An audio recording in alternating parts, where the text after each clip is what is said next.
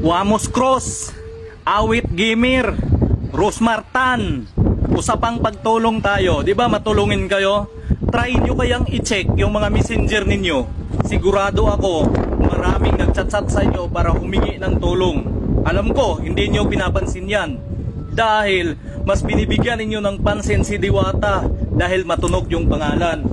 Pero yung mga nagchat-chat sa inyo sa inbox, binabaliwala nyo lang. Dahil wala kayong mapapala.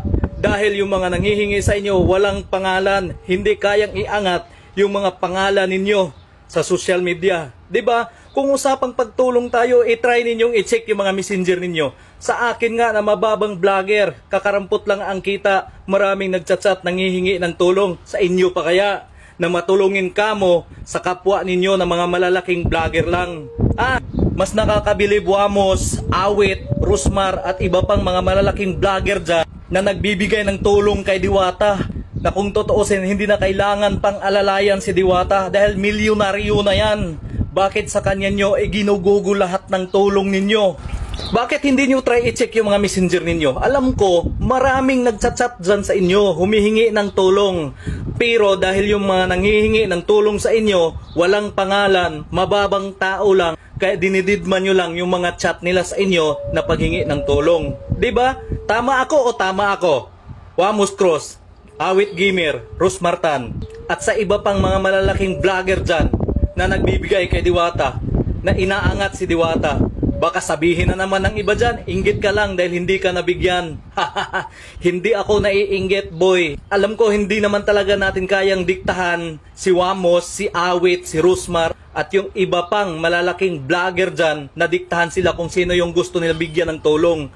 Pero maling-mali yung way ng pagtulong nila. Kasi bakit kay Diwata pa? Dapat Wamos, Awit at saka Rosmar binibigyan niyo ng pansin yung mga mahihirap dahil sila ang laging nanonood ng mga video ninyo. Si Diwata ba? Nanonood ba ng video ninyo? Nagsishare ba si Diwata ng mga video ninyo? Hindi. Pero bakit si Diwata yung pinagtuunan ninyo ng pansin na bigyan ng tulong?